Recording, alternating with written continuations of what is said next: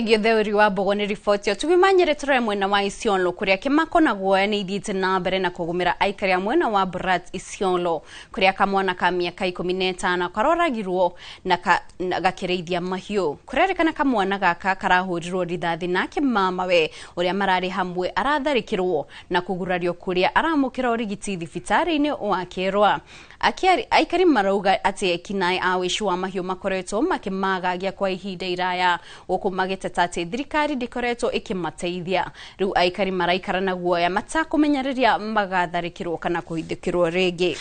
Yangu ako na miaka 15 aliwawa.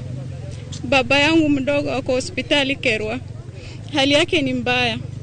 So tunauliza tuingilia hadi boma, ni hao wako na serikali peke yao, sisi hatuna serikali. Kitu ya pili, ile kitu tunauliza haswa, mwenye alikuwa anatubeba hiyo mzigo ni askari.